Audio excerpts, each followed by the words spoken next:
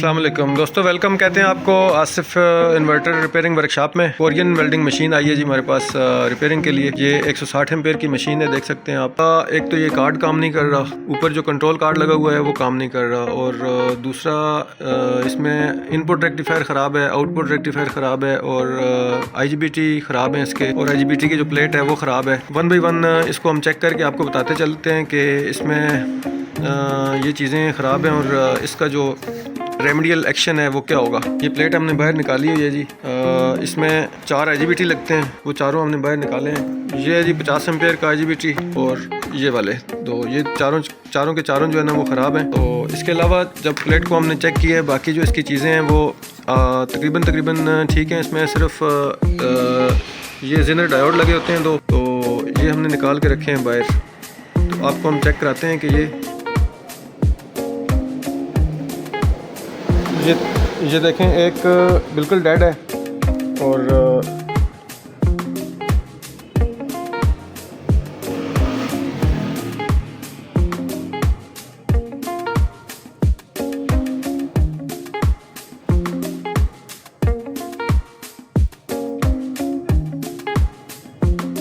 दूसरा शॉर्ट है।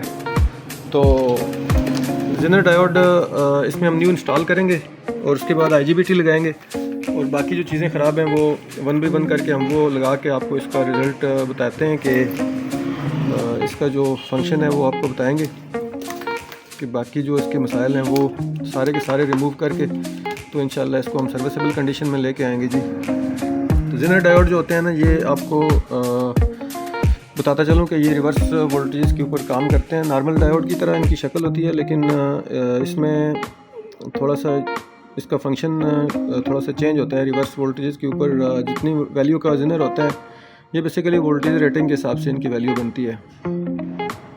तो ये आप देखें जी कि ये एक नॉर्मल डायोड है, ये सिंबल है इसका, ये इसका एनोड एंड है और ये कैथोड एंड है। तो इसकी शक्ल डिफरेंट होती है। नॉर्मल जिस साइड पे ये पट्टी लगी होती है, ये एक पट्टी लगी होती है, ठीक है जी, कोई मार्किंग होती है, बाद में पट्टी होती है, बाद में कोई स्पॉट होता है, बाद में वो डिपेंड करता है कि वो बनाने वाले कोई ना कोई निशानी ऐसी लगाते हैं कि जिसमें कोई ना कोई मार्किंग हो, वो उसका कैथोड वाला एंड होता है। ये नॉर्मल डायोड है, ठीक है जी। तो मैं आपको बताता चलूँ कि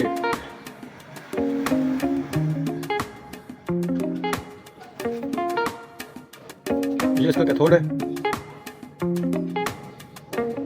और ये इसका एनोड है।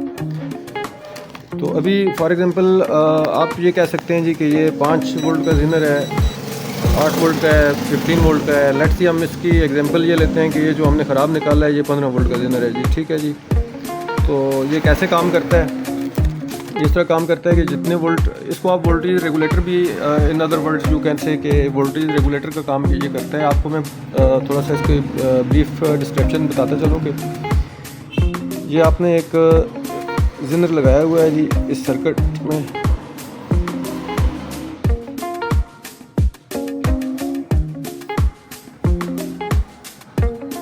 तो यहाँ पे आपने 24 वोल्ट सप्लाई दी है, ठीक है जी। तो इसकी जो आउटपुट है यहाँ पे आप लेना चाहते हैं, आप चाहते हैं जी कि हमें 15 वोल्ट जो है ना वो आगे चाहिए। तो फॉर एग्जांपल 1K का रजिस्टर आपने लगाया हुआ है, या किसी वैल्यू का भी लगा सकते हैं जो कि वोल्टेज को ड्रॉप करे। बेसिकली ये प्रोटेक्शन के लिए होता है कि ताकि इसकी सेफ्टी पर्पज़ के लिए इस्तेमाल होता है ये वाला। तो आप जब 24 वोल्ट यहाँ पे अप्लाई करते हैं, तो अगर 15 वोल्ट का ज़ेनर है तो यहाँ पे आउटपुट में हमें 15 वोल्ट मिलेंगे, ठीक है जी। 15 से ऊपर जितने भी वोल्टेजेस हैं वो ये वाला रजिस्टर पी जाएगा, ये रजिस्टर अपने अंदर कंज्यूम कर जाएगा, और बाकी जितने वोल्ट का ज़ेनर डायोड है ये इतने वोल्ट हमें आउटपुट पे यहाँ पे मिल जाएंगे।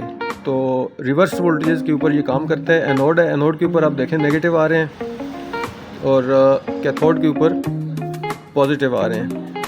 तो इसकी कंडक्शन इस तरह होगी कि 15 वोल्ट का ज़ेनर अगर है तो हमें आउटपुट के ऊपर 15 वोल्ट मिल जाएंगे, बाकी सारे के सारे कंज्यूम हो जाएंगे रास्ते में किसी सर्किट के अंदर। तो ये इसका फंक्शन है। तो ये वाले दोनों हम इसमें इंस्टॉल करेंगे जी, नए वाले।